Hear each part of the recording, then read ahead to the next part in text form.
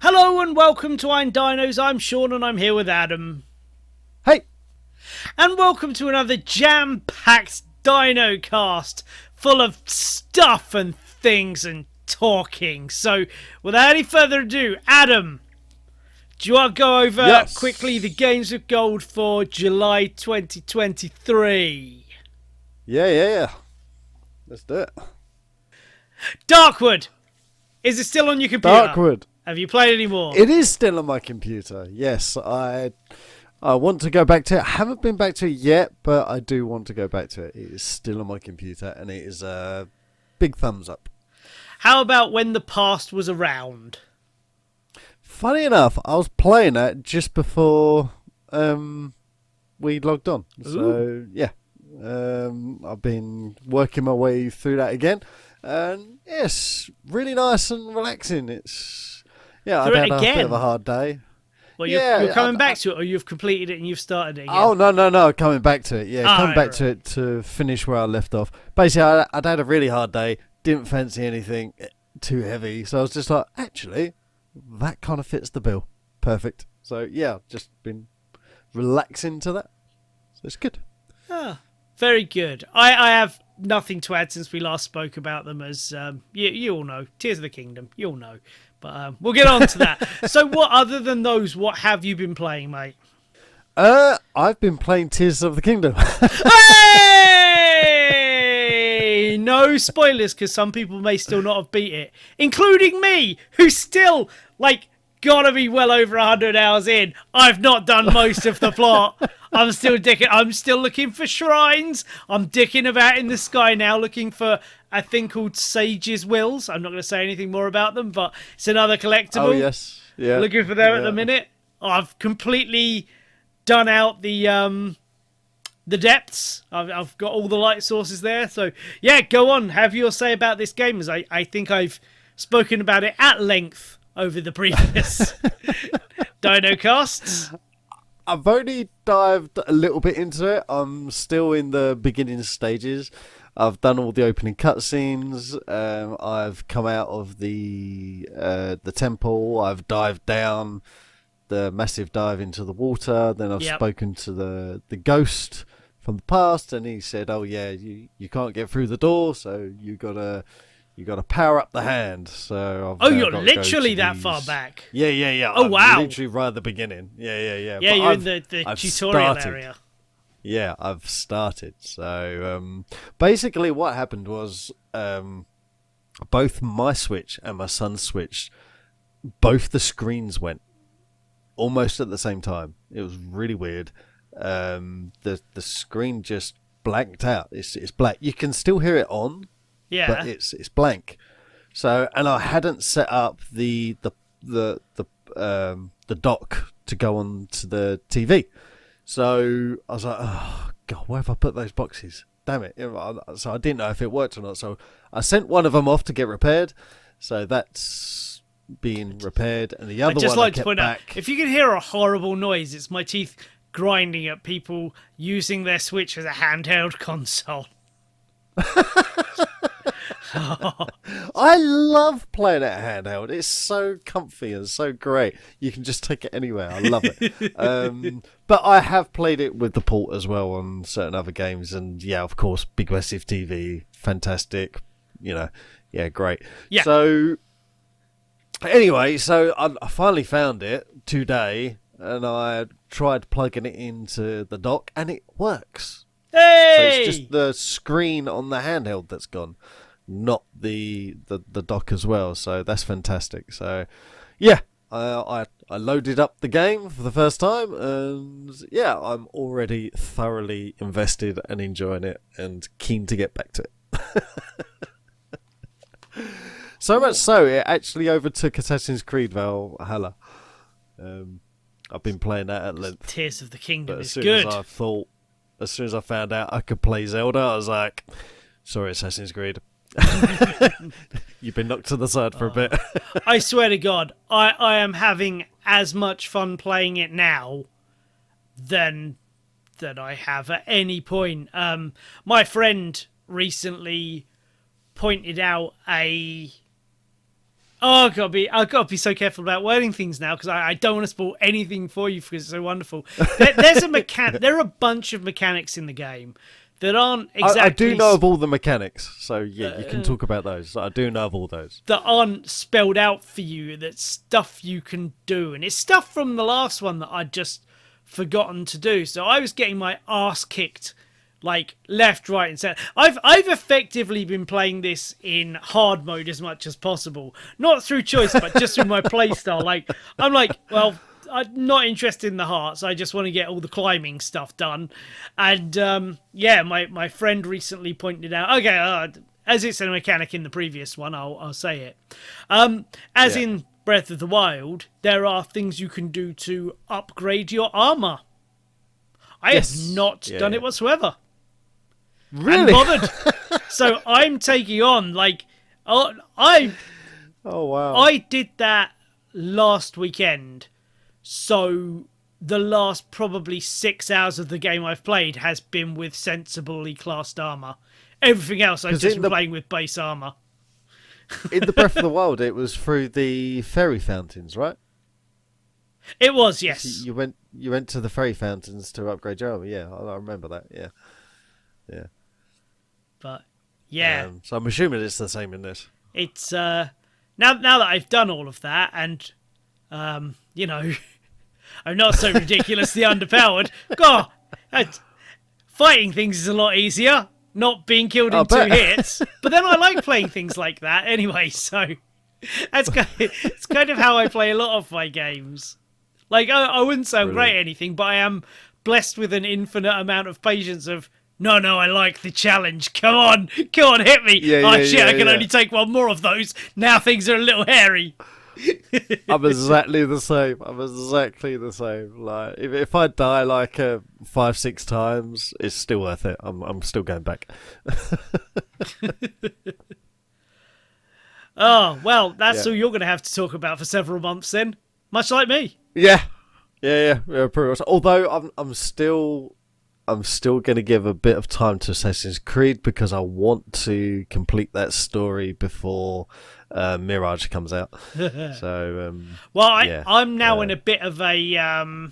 Funnily enough, when we record this, we've got Xbox on. I'm looking at an Assassin's Creed Mirage advert right now. Oh, there you go. It's just on my Xbox. Not going to buy it, but oh, that's funny. Yeah, it's on mine as well. I've just looked. I'm now on a bit of a time limit with Zelda, which isn't impacting how I play, but we are a month and a bit away from Starfield, and that is going to be my next big game. So, yeah, I mean, I've done a lot of the stuff I wanted to do in Zelda. I've got most of the shrines. I've done the depths. I've done most of the sky. I've got I do have a bunch of side quests I need to do. Have you followed the main story? No, not at all. Or barely. I've avoided it like the plague. I'm not interested. Oh, really? Yeah, it's how I play Bethesda games. The last thing I want to do is get locked into some bit of story. I want to go and create my own adventure and carve my own narrative and just have a blast and find weird, wonderful things out in the wild. That's what I want to do, and that's what I'm doing. And there's so much of it in Zelda, isn't there? There's just so much to do. Oh, these games are awesome. Great. It's so much fun to play. But I have been playing something else. Because what we'll come on to in the next section, what I've been watching, it's been taking up a lot of my time. I don't normally watch a lot of TV. So when I've had 5 minutes, I've been playing more of McPixel 3. I absolutely love that game. It's so much fun. So what you saw in the video was me playing through the start and the first level. But you can actually go back and, so those puzzles I was doing, you can go back into them and you can replay them all to 100% them. So I've been doing that. Some of the things you've got to do are just bizarre. And I'm still just laughing the whole time. Hats off to the dev. Game with that game. It's just delightful. It's pitched pretty much exactly to my kind of humor, and I do want to say, like, that's nowhere near all the surprise. Like, what you've seen is not the whole game. Like, there's a lot of surprises and a lot of different things in there. It's not just what you saw, even though that's kind of the base of it. I can't speak highly enough. I got a load of mates playing it as well, and they were like, "Oh, this is just fantastic! Like, I've got 10 minutes. I'll just dick about with this, die 5 or 6 times. Go, oh no, let's try that next time." Brilliant. Tons of fun. But what have you been watching? Not anything new, actually. All the same series. I'm still working my way through MacGyver, the original. I'm on season, forget, 6. I think I'm 6. Season 6 now. So yeah. So that's over 100 episodes, right? Is it 20 episodes a season? American shows back then. Yeah. Jesus Christ. Yeah. I think some of them are 24. So yeah, but it's fantastic. It's just like Richard Dean Anderson's like quality anyway. So yeah, can't speak highly enough of that. Me and my wife have gone back over Stargate, and we're starting again on that. I think I've watched that through about 4 times now, so this will be my 5th time.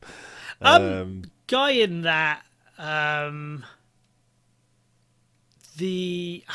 of the guys from that, who later went on to do the voice of Kratos in the new God of War and God of War Ragnarok. It's really annoying. I have a Star Trek name in my head that I know isn't right, but he's the big alien dude anyway. Starts off kind of emotionless, but thing. Yeah, he did one of the sci-fi cons I went to and was really, really entertaining. A really good speaker and stuff. He did swear adamantly he was never going to do another video game after God of War, and I'm pretty sure he came back for Ragnarok. So, but no, he was a lovely fellow. Really, really interesting dude. Really interesting guy. Oh, excellent. That whole show is fantastic. All the actors in it are really good. Still, my wife is heavily into anything police drama, so yeah, we're watching all those like SWAT and all sort of stuff like that. So just sort of still watching all the new all the series we've been watching. I think Blacklist came back for another season, so we're watching that now. So that's good. Really like that. Same guy who plays in Stargate. So which one? That was really fun. Which guy? Daniel. He plays Daniel. God, you're gonna test my knowledge now. I'm not clicking on Google at all to type in.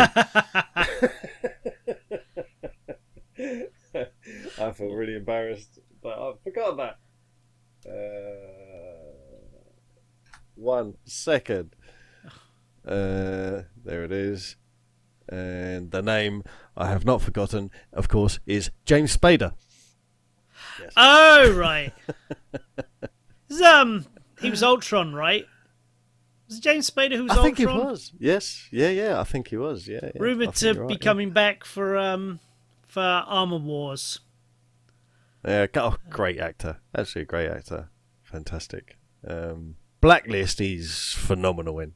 He's carried that whole show, in my opinion. I mean, all the other actors do a really good job, but he's just like, it just takes it to that next level. Really, really good. I think without him, the show might have ended already. So, yeah. Nothing majorly new. What about you? Alright, I'm going to blast through a couple of things. There's something big I've been watching. It's been taking up a lot of my time. So I saw the new Wes Anderson movie, Asteroid City. As always, it was an absolute delight. I do think he's one of those people that you either like what he does or you don't. I can think he can be a bit Marmite, but I love it, and was, as always, I was laughing from start to finish. But Jesus Christ, he made, like, it's one of the most amazing kind of visions I've seen in a thing in a long while, because it looks like a Tex Avery cartoon. Like, it's a real life set and everything, but it looks like they're in a cartoon. It's really, really cool. Really, really strange. And then I saw... Right. Story time here. So... Story time. This is a bit of a weird one. I went to see a movie called Smoking Causes Coughing, right? Which is a French... it's kind of a weird comedy thing. It starts off as a parody of the Power Rangers, and then becomes an anthology of kind of vaguely sad sci-fi horror stories, and then it just kind of peters out into nothingness. It's very, very, very odd and very, very fun and very, very entertaining. I was having a wonderful time. But the reason I went to watch that is very, very unlike me. And it's something along the lines of A Sign from the Universe, which I normally think is absolute bollocks. And it is absolute bollocks, but the coincidence here is fun. So I was looking for a copy of Zelda Majora's Mask for my 3DS, right? Yeah. So I'm clicking through eBay, and I'm stopped by someone who has a boxed copy of the N64 version, held by the puppet Flat Eric from the Flat Beat video by Mr. Wazzo. It was an old campaign for jeans or something like that, but you'd know the puppet if you saw it, and you'd know the song if you heard it. So I then put the song on a loop for several hours and moved on with my life. But like, a really weird thing is that Mr. Wazzo is the pseudonym of something like Quentin Dupieux, who, like, a week later, while looking for something to see at the cinema, I saw this Smoking Causes Coughing, and just booked tickets, and then saw his name. I'm like, oh no, but that's the pseudonym, because I looked up Mr. Wazzo on Wikipedia, then realised it was the same guy. So what started as a trawling for another Zelda game on eBay just became a weird kind of little trip down memory lane, and then just coincidentally happened to go see a film by that same guy, all within the space of a couple of weeks. Oh wow. Just really weird. But yeah, that was fun. We saw an anime movie called Tunnel to Summer, Exit of Goodbyes, which is a delightful kind of Japanese title. Okay. Yeah. That was really quite interesting. I said to my mate, we had to really go out of our way to watch this one, and I said to my mate, you know, I'll put it up to you. I would like to see it, but it looks like your average teen drama fare, you know. So I wouldn't want to go massively out of my way to see it, but I'm more than happy to go see it. And he's like, no, I've watched this trailer. I think there's a darkness there. I think this could be something more than that. And yeah, it was great. It's really, really interesting. So it's about these two young people, and they kind of start a friend. They're both kind of odd and antisocial, and they start a bit of a friendship. And one of them finds this legendary tunnel. He just happens across it, and the idea is that this tunnel can grant your heart's desire, but in order to obtain it, you need to they say die, but it's like lose 100 years. So effectively, they quickly find this tunnel. They find that when they're in there, a second in there or a couple of seconds in there is like half a minute out in the real world. And what you then get is you're shown what they want and who they are and how they come together as friends and stuff like that. And the whole thing, like the tunnel is this just giant metaphor. Like the whole tunnel itself is this giant metaphor for bad parenting. And it's like you basically don't see the parents much at all. You just hear about how what they have done has traumatized, or what has happened between the parents has traumatized these kids.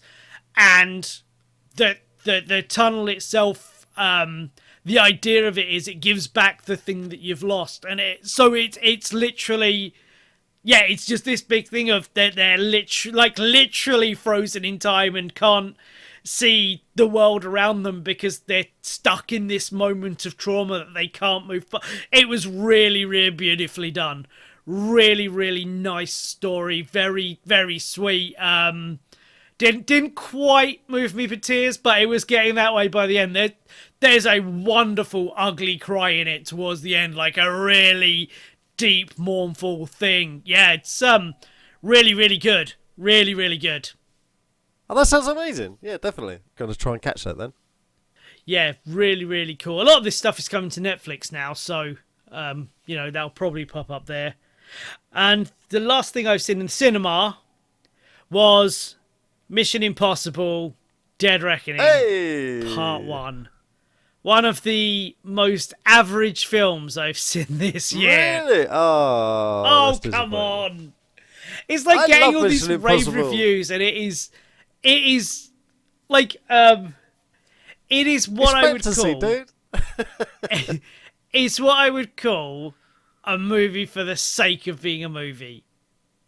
Like, There's nothing special about this film. There's nothing new in this film. Although I will give Tom Cruise this. His stunt was amazing, and it is unbelievable that he has managed to effectively convince a studio to keep paying for him to do elaborate stunts that he wants to do himself and just make a film around that. Like, there's no say. The problem is, there's absolutely no saying that stunt isn't absolutely incredible. The problem with it is that I go to the IMAX relatively often, and earlier this summer, or possibly in spring, they were playing a 6-7 minute advert for this movie beforehand, which was the stunt.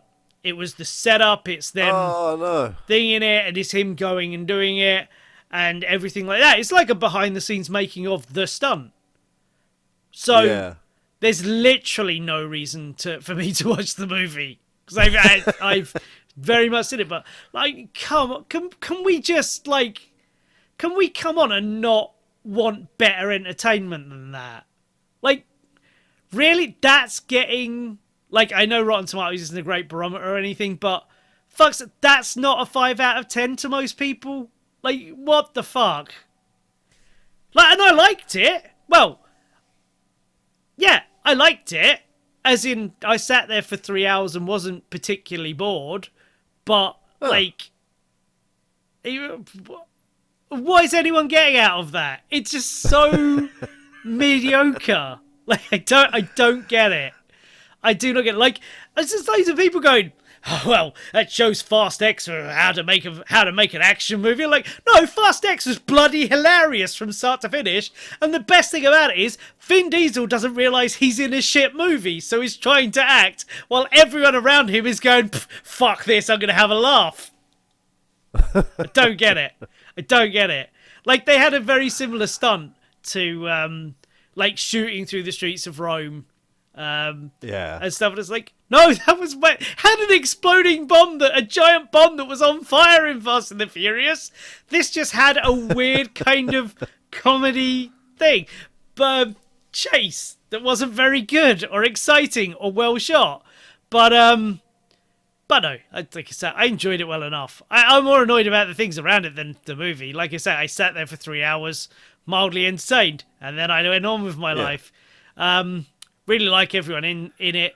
And like I said, I will go watch the next one if there's nothing else that I want to watch on that week, which is exactly why we saw this. Do you reckon like the second part will make the first part a bit more sense, or is it like one of those? It's not that it doesn't make sense. It's just an incredibly average film. Like, Okay. it is absolutely fine. Like, I swear to God, that this film is what I think Netflix movies are like. They're not... Okay, this had a bigger budget, but, like, it's content. It's stuff to fill 3 hours rather than trying to tell a compelling story or get a bunch of characters over or whatever. It's just, here's a bunch of flashing lights. There's one-liners every couple of minutes. All the actors and the actresses are very pretty. The big stunt at the end. Yeah, the big stunt is amazing.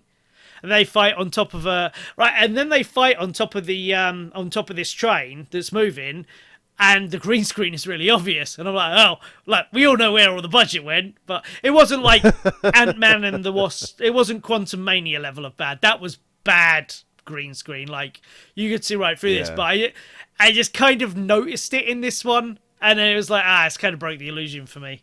Because I'd just seen this amazing, genuine stunt that he did. It's almost right after, so it's like... Yeah, there's like next to no green screen in that. It's like that. Yeah, but it's so odd because, like, they do this whole... They do, like, this big thing that... They bring comedy into really weird points, so it doesn't quite land, but I'm laughing at the film for doing it rather than with it because it's funny. Very, very... Like I say, it is...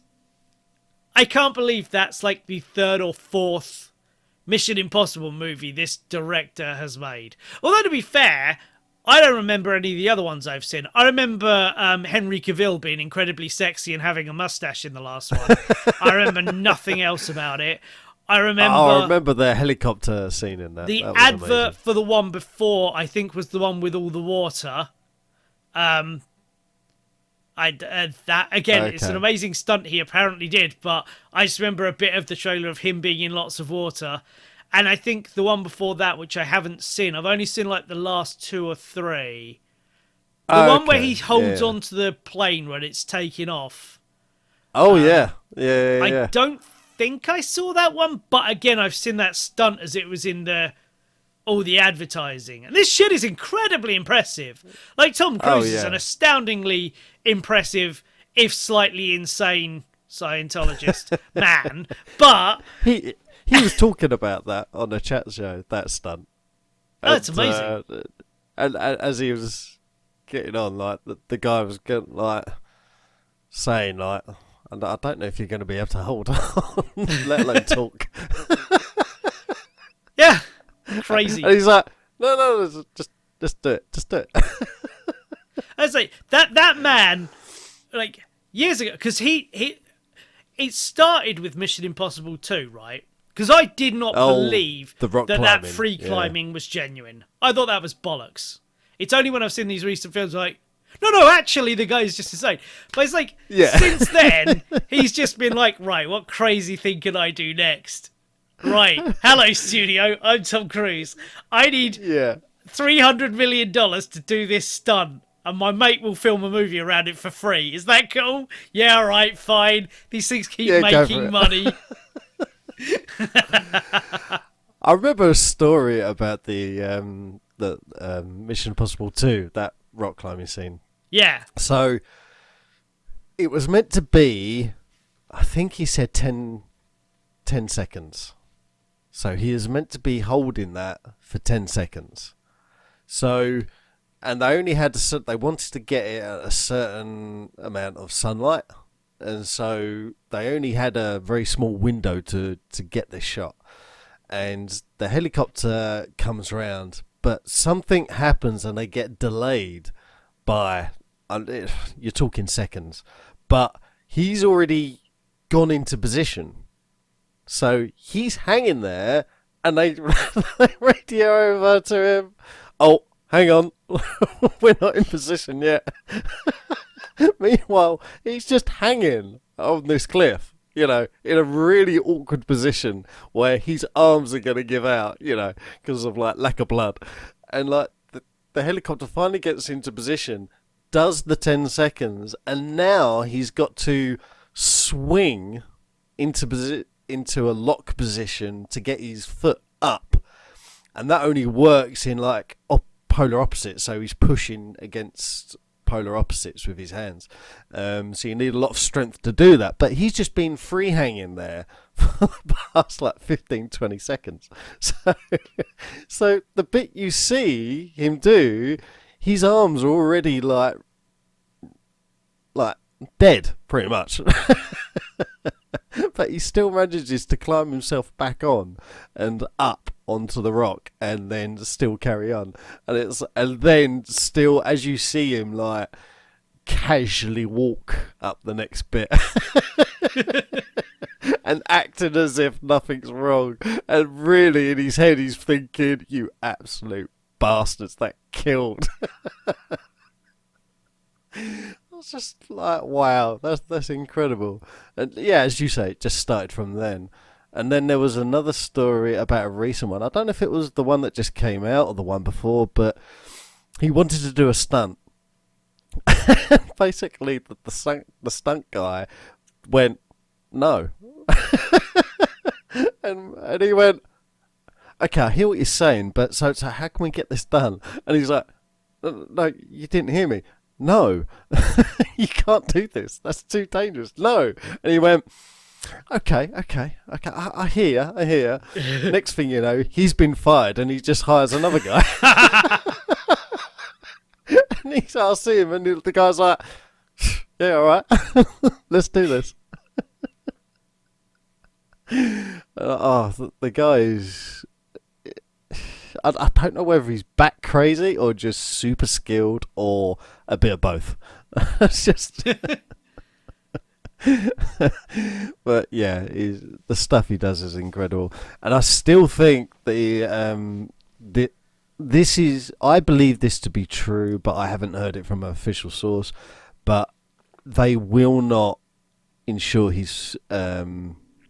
So, because the insurance to do this stuff is so like large, and his face is worth like so goddamn much, they will not allow him to smash through anything with his own face. I've heard that before. Yeah, because they're just like, no, we will not insure that. Your face is just worth too much money. So yeah, no. So anything that involves smashing through glass with his face, I think he either avoids it somehow or he gets a double to do it. But yeah, pretty much 99% of the stuff he does himself. Which is insane. And then that helicopter scene, he flew the helicopter. I honestly don't remember it. I went to the cinema to see it. Don't remember it.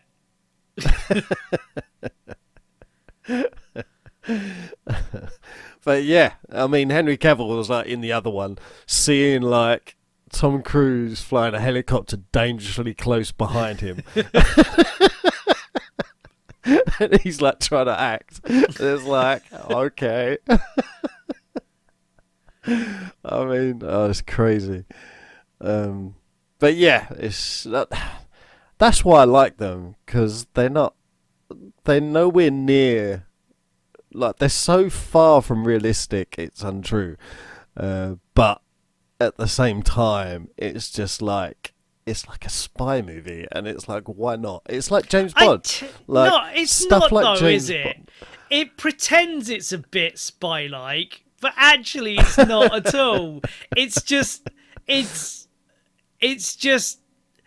them going to a place, and then either a magic bit of technology or the magic one person they exactly need to find out of millions in a city tells them the next thing they need to go. There's no mystery there. There's no subterfuge or drama.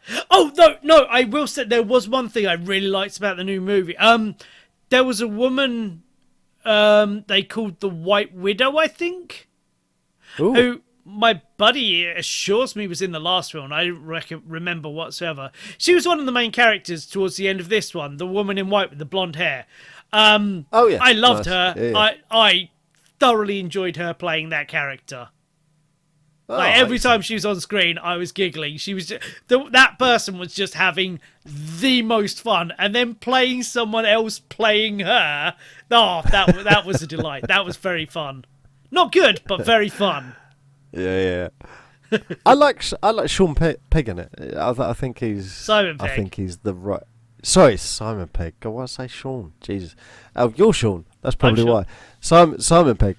Yeah. So I think he's perfect for that role.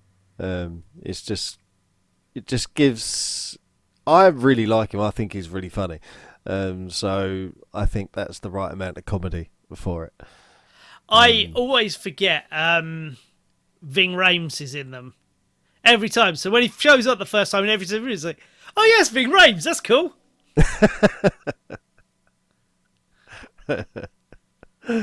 Oh dear. But yeah, I will watch them probably at some point, and but I've watched all of them. I'm quite a fan. So I have watched yeah. some of them, and my opinion has not changed since the first one. Although I do remember the first one surprisingly well, considering I've only first ever one was watched it awesome. once. Oh, it really wasn't. Oh come on! It's just like This yeah. film was called Dead Fucking Reckoning, right? And they didn't bring anyone back from the dead. That's the whole point of calling something Dead Reckoning. Like, that is Hollywood shorthand for, someone from the past is coming back. No, it's just a magic AI. Nonsense. It wasn't... To be fair, they played the AI in this with a very tongue-in-cheek, look, we know this is magic bollocks, just go with it. And I'm okay with that. Yeah. I was early on, I was thinking, if this turns out to be Eagle Eye again, I am walking out, because I sat through that whole goddamn movie, and I was so... It's one of the worst things I've ever goddamn seen. But this was fine. It did... Its entire time with the AI was like, we know this is nonsense, and we also aren't going to use this to anywhere near its full potential or whatever, because the movie would be over now if we just had the AI actually be doing the thing that we spend the whole movie saying it can do. So, fuck it. Here's Gabriel. He's delightfully entertaining. Off you go. Yeah. Do you remember the first Mission Impossible, by the way? Do you remember much about it? I remember a fair chunk of it. Yeah. I don't do you know remember why. do you remember the restaurant scene where the whole front of the restaurant is water, and he blows it up and he runs through it? Yes, Yeah, just about. he was talking about that scene. So the scene is he's talking to his boss after pretty much his whole team gets wiped out. Yeah. And his boss is thinking, it's you. You are the mole. Yeah. And he's like realizing this and thinking, I got to get out of here. And he's got a bit of chewing gum that isn't chewing gum. He's got it's like red light, green light, push them together, kaboom. That's the scene. He throws it against the glass, and then it goes bang, and then he runs through it, and then all the water rushes down. So he's there, and the stunt guy goes, right, okay, so this will be on 3, and yeah. And he goes, sorry, so whoa, hold on. Is it on 3, or is it 1, 2, 3, and then it goes bang? Or like, when do I go? And this guy apparently just went, I don't know. So it's like, what, around 1? Like, this is a lot of water and explosive here. When do I go? And that's like, this guy just didn't have a clue. He's just like, I don't know, 3, I guess, on 3, like bang. Oh, I just think that's incredible. Well, I must say, we got a lot more out of Mission Impossible Dead Reckoning than I thought we were going to. Because that's I not haven't what I even seen want it to yet. talk about. I wanted to talk about the awesomeness of wrestling at the minute, right? Oh, yes. Because well, build up to this a little bit. Last week, I saw two of the most awesome things I've ever seen on AEW. The tag team FTR had a battle with Bullet Club Gold, which is Juice Robinson and Jay, one of the best wrestlers in the world, White. And they had an almost 50-minute 2 falls out of 3 match, which was unbelievable. Oh, And wow. then on Wednesday, the Elite versus the Blackpool Combat Club and Friends. They had this two-ringed cage death match thing that was violent as hell and absolutely insane. And like, I can ramp up pretty well in stuff like this, but they brought out this big old board of nails, and I'm like, lads, that might be a bit fun. Oh, now you've thrown a guy on it. Fantastic. That's horrible. Oh, now you've jumped on the guy who's already on the board of nails.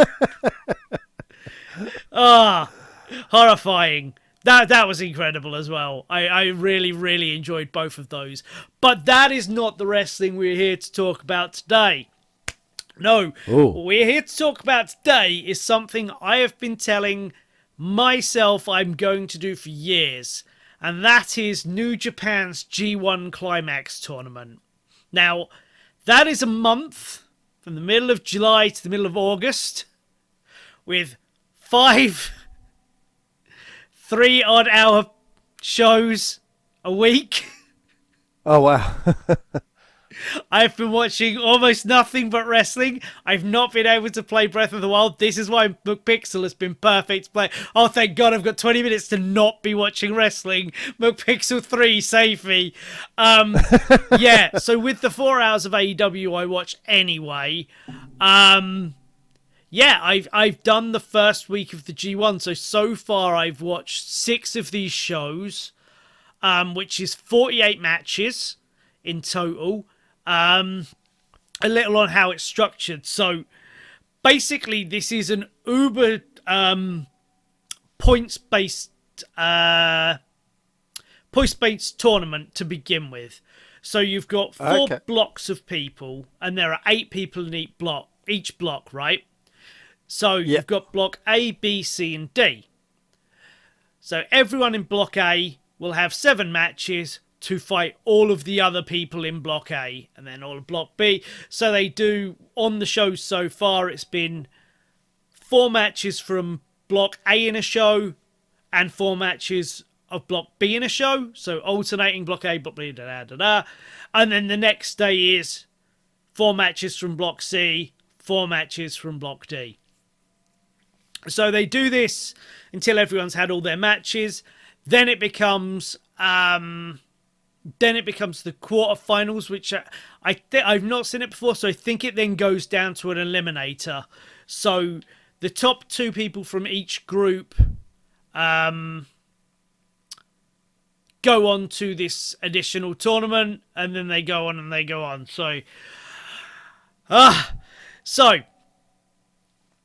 So far, I've seen 48 matches, God knows how many hours, and I'm not remotely sick of it. I don't know who half these people are. So what I did was I got a bit of paper. I made a list of everyone in each block. So I'm going through as I'm watching the matches, marking who's getting points, wins and stuff, because that is informing me. That's helping me to remember who all these people are. And like, I knew some of them because I do watch a bit of New Japan, but not a tremendous amount, which I'm trying to change. So this thing is so incredibly well structured. I would say I'm now quite aware of. I'm quite knowledgeable about 2/3 of these people now. I know who they are on site, the names, and more importantly, their characters, because what there's no storyline in this exactly, but what the commentary will do in each match is they're so good. They will flavour every match. So say it's two guys who have never touched. What are you going to say about them? Right, you've got the tournament. Have they been in the tournament? Right, this one guy has, this other guy hasn't. So the guy who hasn't is the underdog. He doesn't know what the tournament is like, but also he's probably going to be younger. He's going to be hungrier. He might be a bit more violent because he might want it more. So you've then got a veteran versus newbie thing. It's just a really simple way to get you into a match. There's a guy who basically, it's still got some of the pageantry of your standard wrestling. So it's got the entrances. So one dude has been sneaking up on his opponents when they're coming out, kicking the shit out of them before they get in the ring. So the idea being they're too beat up to start the match. He wins by default and gets 2 points. Or they're already half beat up when the match starts. He kicks him in the head a couple of times and wins. That's a little story for him. I've been really enjoying that. And so we get to about the third match of his, and some guy is walking down to the ring, and he's looking off to one side. And you're like, oh, what's he doing? But he can see one of the screens for the crowd that shows the guy coming up behind him. So he grabs him and beats the piss out of the guy who's trying to attack him, and then does the thing in reverse. Like, the last match I saw, there was a pay-per-view literally today as we record this, so on the Tuesday, so I won't get to watch that till Thursday, but the last thing I saw was a match of, right, so you've got Bullet Club, yeah, which is this big faction of bad guys, but within Bullet Club there are additional factions. So two guys from Bullet Club, but from different factions, are in a match. So, as is Bullet Club's way, the first guy comes down and he's flanked by 4 of his dickhead mates. So, the other guy comes out and he's flanked by 4 of his dickhead mates. So the match hasn't even started and you've got like 10 guys around the ring. So the referee's just like, well, this is going to quickly descend into bollocks. So he pulls down some more referees. Him for the match, and then a referee for each side of the ring for the 4 guys who are, or 5 guys who are, 4 guys who are at some point obviously going to interfere. And you're like, okay, this is ticking along nicely. They're having a normal match, and they very quickly get to the point where they knock out the ref in the ring. So one of the refs outside has to come in and judge the match, and that stops those guys being looked after. So they plow around the ring, beat up the other ref over there. The ref in the ring is beat up. So at this point, you've got no ref, and you've got 10 guys all kicking the crap out of each other. In a giant brawl of nonsense. And then like one of the ref comes around, so he ejects all of the extra people except one for each guy, because they each have like a mentor, an older guy who's been around for a long time but is kind of full of the sneaky tricks. So then you've got one referee and they're still pulling like all the sneaky tricks at the side of the ring, but they're both doing it because they're both bad guys, so they're both cheating in mirrored. Oh, it was unbelievably entertaining. You've got a guy called Ren Narita, right, whose name I'd heard and who I must have seen before. And I went into this tournament going, this guy is so utterly nondescript. I don't, like, get a gimmick, get a character or something. And I have come to love Ren Narita because, like, it's New Japan. It is a given, probably Great O'Khan aside, that most of these people are phenomenal wrestlers, right? And this kid, Ren Narita, so not that young, but like he's relatively new, he's making his name and everything like that, but he just comes out like a guy. So in his first match he's fighting a guy called Shota Umino, who was in a similar class to him, and he's come back and he's got like the big flashy character. He's got lovely beautiful hair and like he's got these big bright tights and everything, and they go to a draw. And then he has another match with another guy who left it. He's a bit older, but they weren't in the same class, but they were around at the same time, and they both went off and came back at the same time. And he takes this other guy to a draw, and then you're getting the idea that, oh, these guys are super flashy and everything like that. They've come back and they've got the big character, everything. Whereas this guy's character he's the guy who came back without the big character. He's just here for no nonsense. He's just here to do the job and try and do the job. But he can't get the win because he's young and inexperienced. And these three guys have fought each other so often. They know each other's moves so well. They know what everyone's going to do. They can't beat each other. So then you've got a three-man story within this giant tournament that can branch off to a load of other people, because it's also got across the fact that each of these three guys has a distinct character. So that then flavors them having matches with other guys, because you're then like, right, well, I've seen this guy before. I know he's relatively young, and I know he had a draw in his previous match because he couldn't beat the other guy that was the same as him. So now I get to see what he's going to do going forward. Oh, stuff like that. It's so beautifully layered and complex. And Eddie Kingston is there, who's one of my favourite guys from AEW. And he's essentially just showing up with the attitude of, well, my favourite wrestling is like the super strong style 90s Japanese wrestling. So I'm just going to get into matches with people who are going to beat the shit out of me and like hit my, they giving each other massive chops against the chest and there's all blood coming out where they've hit each other. It's absolutely crazy. And then you've still got, I hate to call Will Ospreay the old god, but, he's a very, very established guy. Kazuchika Okada, Hiroshi Tanahashi, they're all in there, like, the favourites, the guys who've all been the big champion and everything like that. So they're all going in there. Sonata is the actual champion. He's in there as well, and I think they're trying to get over his championship reign in this. He's winning everything, which is great. He's the champion, but I'm still a little something missing for me with him. But again, that's what they're using the tournament for. And they're also telling that story. They're also telling the story that he is seen as a what you want to call a mid-card guy, like a lower-level guy, but he's got the championship. Yet he's beating all these people, and they're like, well, he's showing us. He's showing us that he is the guy. Like, it's absolutely fantastic. I should point out that the point of this is that their big pay-per-view is January it's either January the 4th every year, or it's the first Wednesday of January every year. It's one of the two of those.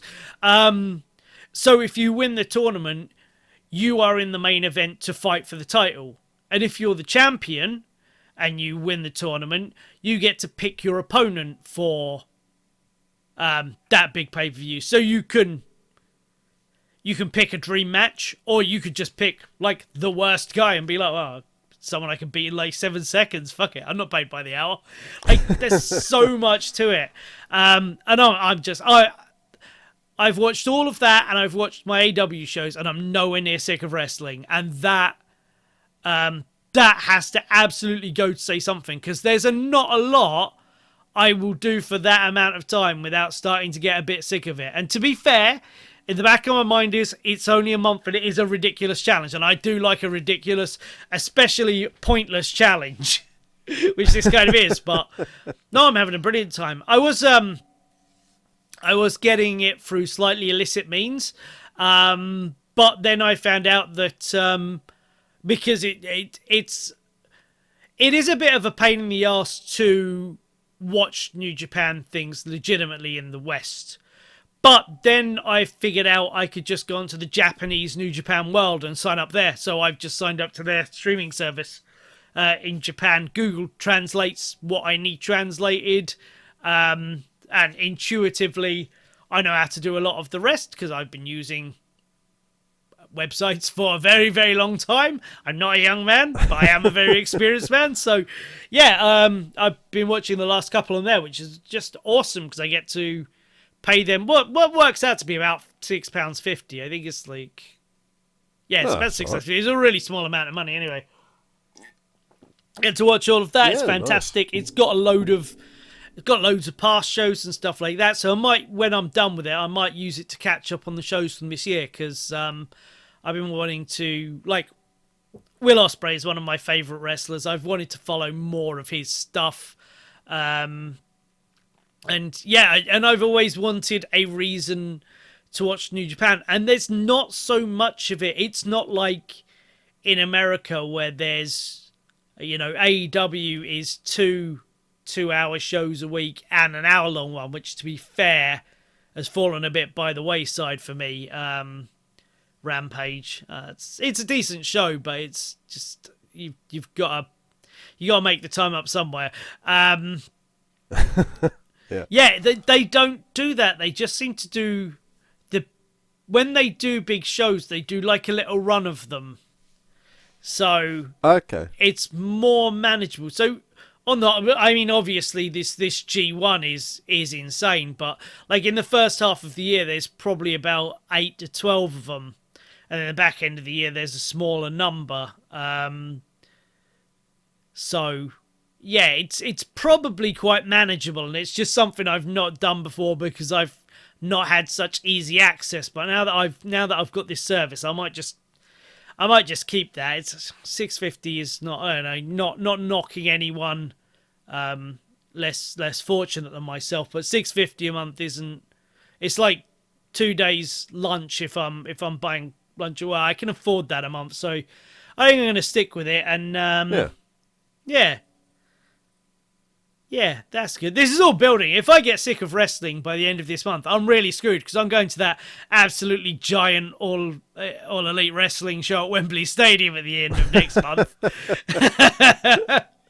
And I'm thoroughly looking forward to that. I booked my parking today. I've been getting a bit... Well, it's on the Sunday of the bank holiday at the end of August.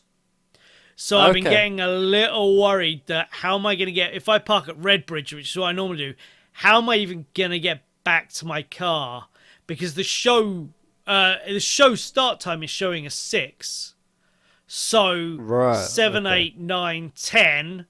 and all of the public transport, I looked it up. Apparently the public transport stops at 11, and so far they've sold 75,000 tickets. If there's 75,000 people coming on there, getting onto the tube, trying to get home, that could take you an hour to get, it's a lot of people. Yeah. So I thought, fuck it. I despise doing it, hate driving in London, but I'm going to drive to the venue, and then we can just... At least we're in our car, and I can get our car home.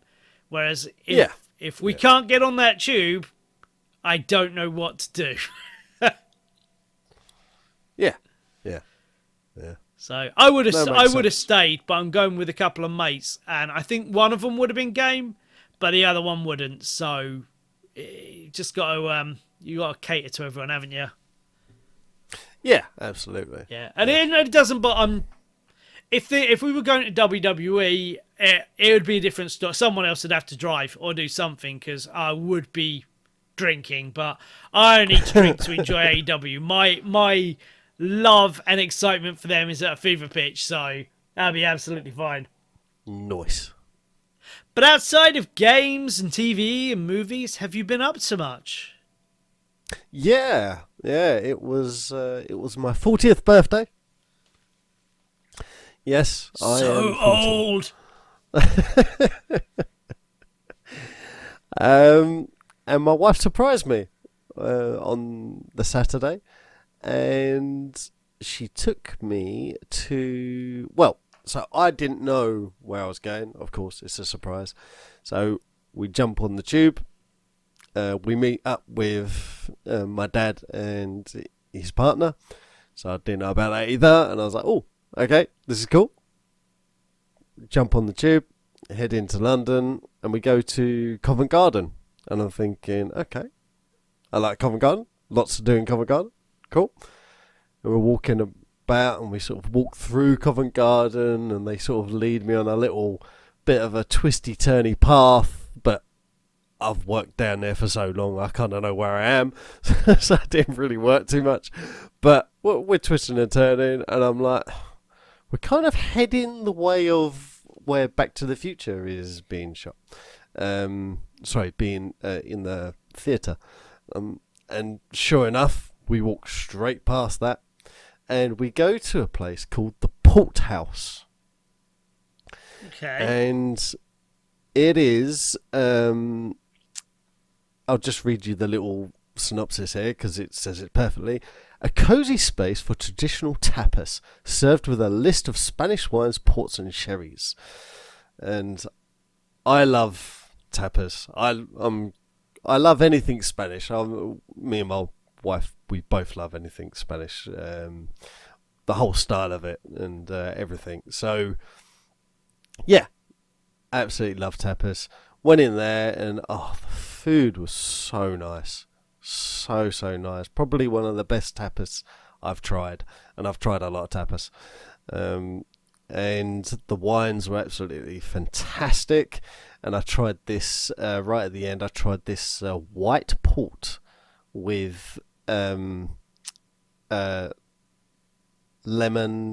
sorbet. And you get it in like a little shot glass. And obviously the idea is you pour it over the sorbet. Obviously I tried a little bit before I did that. And really smooth, really nice, and poured over the lemon sorbet, and that was to die for. Really, really nice. And so that was a great start. And I'm thinking, do you know what, if that was it, I'd be happy. We spent a good sort of 2-3 hours in there. Come out of there, and she goes, you got one more little surprise. So okay, so we got to go back onto the tube. So okay, and we get out Aldgate East, and I'm thinking, okay, this is basically Whitechapel, okay, and we're heading towards Whitechapel, and I'm thinking, right, what's in Whitechapel? What could possibly be in Whitechapel that would be my surprise? And I know a bit further on, obviously, you got Tower Bridge, and they do a tour in Tower Bridge, and I've always wanted to do the tour in Tower Bridge. I've done Tower of London, but never done Tower Bridge. And I'm thinking, okay, it might be that. And then I suddenly thought there's one other thing that I've always wanted to do, and that's to go on the Jack the Ripper tour. All right. Yeah, I've always wanted to do it. Always wanted How to do it. Interactive is this tour? Should we be worried? Should the police be called? Yeah. No, it's not. It's not interactive as in you get actors. But it really brings it to life. So when you hear Jack the Ripper, you think myth, legend.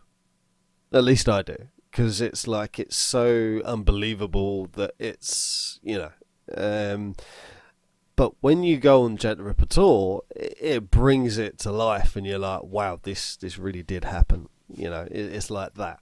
And we was quite fortunate with the tour guide that we got. He was absolutely fantastic. He's like 30 years historian. He considers himself a ripperologist. Ripperologist. Yeah, that's ridiculous. What they call themselves. Yeah, and he, I've heard of that term before. So to actually find someone to call themselves that, I was like, wow, okay.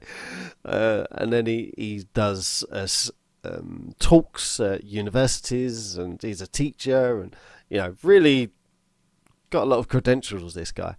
And he's also quite theatrical when he talks, and the way he was dressed as well was kind of like detective type wear, the trench coat, the hat, all that. Yeah. And he starts taking you round these places in London that I didn't even know still existed. And I mean, I knew some of the houses still existed from that time, but he's taking you down these alleyways that haven't changed since Jack the Ripper. And that's, some of them are where the ladies of the night, shall we say, hang out. And he said, it was quite funny. So we all come into this alley, and we all gather round, and he starts saying, this is where the ladies of the night used to hang out. This is where all our murder victims would have been as well. And then he goes, and so he looks about and he goes, all you people leaning on the walls, you might want to come away from the walls because it's still being used today. So then he goes, so that's kind of how the tour goes. You know, he goes very serious, tells a couple of jokes, but then goes serious again. And then he takes us to the 10 Bells pub, which is obviously famous for Jack the Ripper because that is where all the murder victims used to drink. And then he takes us to all the places where they were murdered, and that really brings it to, you know, to life. Some of the places you can't quite get to because they've built something else, but like the bit of the street is still there, and you know, you can see the area that the house would have been, type thing. And then, but also what made it a bit more special was he had a handheld projector. So this is at night, yeah. And he got handheld, so he was able to project these images onto like some walls and stuff.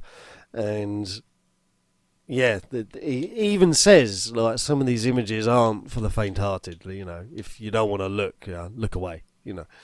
And that really brought it to life. And then at the end, he gives his own opinion on what he thinks happened and who the murderer is. Okay. Yeah, based on his knowledge, his background, his past, and everything like that. And I have to say, it's pretty damn hard to argue with him. Just when he was laying it all out, like, I won't spoil it. Like, if you want to go to the tour, you know, just type in Jack the Ripper tour. It all comes up straight away. First page. But yeah, highly, highly recommend that. That was absolutely awesome. Really gave a lot of background and stuff. And yeah, really helpful for me actually, because I'm writing a detective book that's using some of the Jack the Ripper history entwined in my story. So yeah, that was really helpful for me as well. But yeah, it was just a really, really fun day, really nice surprise, and yeah, highly recommend. So the Porthouse is the restaurant. Definitely go there. It's really, really nice tapas food. I think the address is 417 Strand, London. So yeah, check it out. Really, really good. And then the Jack the Ripper tour. If you haven't done Jack the Ripper tour, I highly recommend that. Really, really fantastic. But that's not all I've done. No. It's been a very busy month. The weekend just gone was my friend's wedding. And he had it at Port Lymph Safari Park, if you've heard of that. Ooh, wow. Yeah. And someone's got a couple of quid. It's down in Kent, and we've actually been Port Lymph just on a day visit. The kids love zoos and all stuff like that, and that's a really good safari. So yeah, took them there. So we'd already been there, so we decided to push the boat out a bit and actually stay on site as well. So we stayed in Leopard Creek. So we got to stay in this really nice log cabin and see loads of leopards. So that was really cool. But the whole day was... Were you in the leopard enclosure? No, right next to it. Right next to it. Yeah, we got leopards literally sleeping on our beds and everything. I think you got conned. But no, you can see the enclosure from the log cabins. I will say it's not as close as I thought it was going to be. Like the pictures are quite deceiving. Like it seems like you're almost on top of the enclosure, but in the pictures, but when you actually go there, you're not. It's, if you was to say walking distance, you're probably walking for 20 seconds at a fair pace. That kind of distance is, it's close, but it's not, it's not right on top of the enclosure the way the pictures make it seem.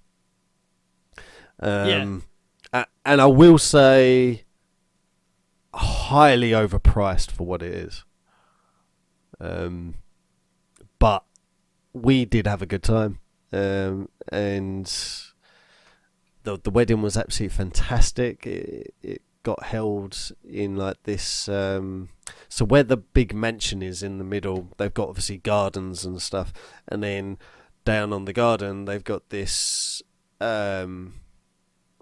It's like I suppose it's a bit like a greenhouse pagoda type thing, and it's all done with flowers, and that's where the actual wedding was held. And then they've got an orangery, and then that's where the reception was held.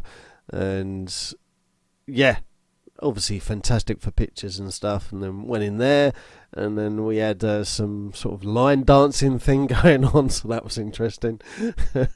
The whole, and then we got use of a buggy, so we could like a golf buggy type thing, so we could drive about the zoo in the morning. So that was really fun. Highly recommend Port Lymph Safari, and of course we did the safari as well. So you come on these like big massive trucks, and probably I think there's like 2 carriages per truck, and so we're all like bundled on there. And unfortunately, the day of the wedding, we did the safari just before the meal, and just after the pictures, it was quite lucky for them. It was sunny, but then when we got into the trucks, it turned to rain and stormy, and most of the animals obviously ran inside their enclosures. So on the safari, we saw very little. But the next day, because we'd booked the Leopards Creek, we got a safari included with the price. So we was like, well, we pre-booked it anyway, but we thought we probably won't go to it because we'd done the one on the wedding. But because the wedding one was quite bad and rainy, we thought, well, we might as well go on our free one then. And then when we went on our free one, it's fantastic. Like, it was completely different. All the animals are out. The sun was out. The giraffes came right up to the trucks. You're not allowed to reach out and touch them because they pick up diseases like really quick, so they tell you all that. But yeah, they're like right there, and they had like I don't know what they call them, but there was basically a baby giraffe there as well, and it was just like, it's so small, really tall, really big, but so small.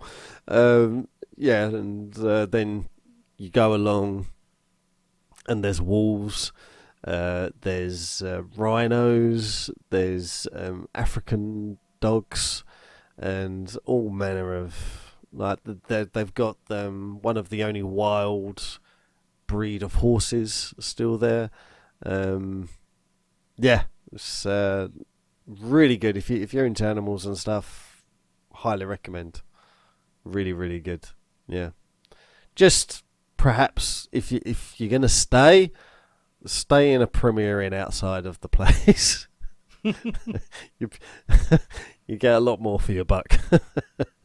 Go there for the day, absolutely, really fantastic. But the where you stay, I think it's highly overpriced for what it is. So, but yeah, so that's pretty much pretty much what I've been up to. What about you, dude? With the few minutes I've managed to get for myself, I did, at the start of the month, I did go see Iron Maiden live. Now... Oh, cool.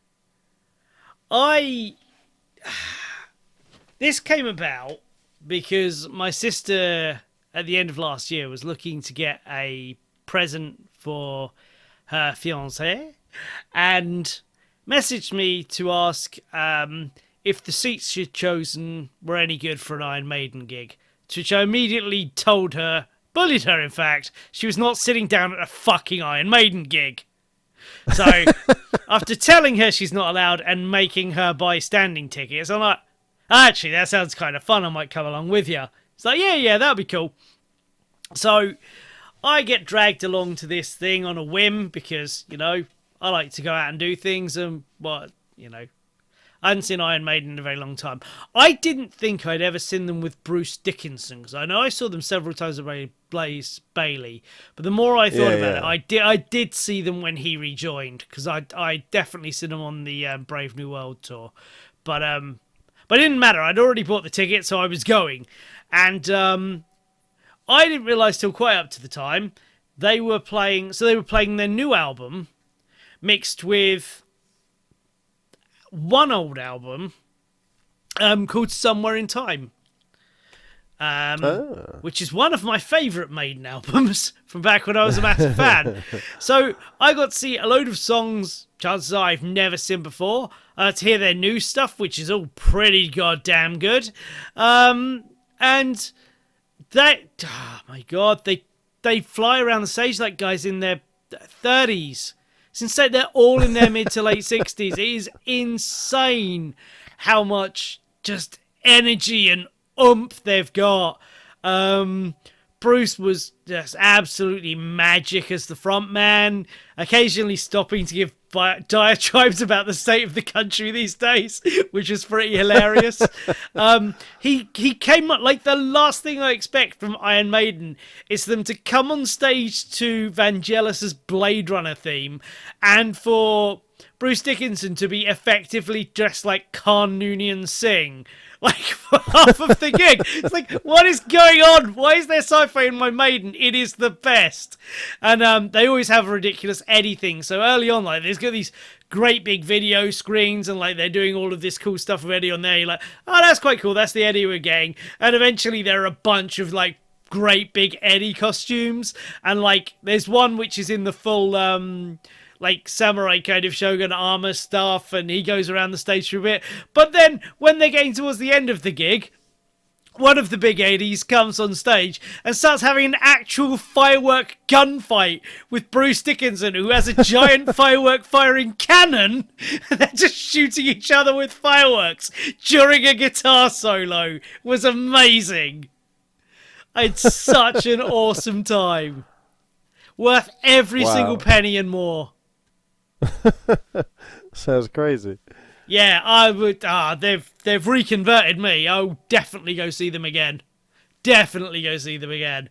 And it's not like cool. I didn't fall out of love with them because I wasn't interested in what they were doing. It was just that was a time in my life when I was very heavily invested in metal, and then I moved into like the goth stuff, and then that moved into more electronic stuff. So I just like, for the most part, guitar-led music kind of fell by the wayside, and the bands I picked up, I picked up some bands back up and found a load of new ones and stuff, but Maiden just, there's always been some Maiden songs in my playlist, but I never got back into them heavy duty. But after seeing them live, I've bought up the albums I hadn't got, which was only, I think, about 5 or 6. Brave New World was the last one I bought physically, so I think there's 5 more. Whatever, I bought them all anyway. I'm slowly working my way through there and having a thoroughly good time listening to some new Maiden. So yeah, that was awesome. That was absolutely awesome. One of the best things I've seen this year so far. And almost everything I've been to live has been absolutely excellent this year. So I'm on to quite a streak. I've seen 3 or 4 bands, and every time I've had an absolutely fantastic but very distinctly different experience. Yeah, which is going to be like the next band I'm going to see is They Might Be Giants, a comedy band. So that's going to be different again. And then I'm going to see my beloved Paradise Lost for a bit of gothic death metal or whatever. It's going to be awesome. You get my scream on. So yeah, that's what I've been up to. Cool. So if there's nothing further, No, I think that's it. I think we're done. we will call that another Dinocast. What's the word for the month? I think it's got to be Zelda is awesome. Zelda is awesome. That is a fact. And if you're a liar, if you're a dirty, stinking liar, and you're making up the fact that you've come this far, you're just skipping to the end, trying to find a phrase, and then sticking it in the comments, and then pretending that you've listened along to this whole thing. You need to say, Ganondorf is awesome. Oh. Boo. Yeah. Boo. Yeah. So we will see you next month, perhaps, for another Dinocast, or it might be something a little different. It depends how our schedules work out. Yeah. But yeah, we will be back next month for some kind of long form chat, possibly about the death of a service provided to a lot of us that has been the focus and, in fact, reason for the genesis of this Dinocast. Not podcast, it's a Dinocast. But anyway, with that incredibly unsubtle hint dropped, we shall see you next month. Well, we'll see you Friday with another video. But the long form video, I'm bailing.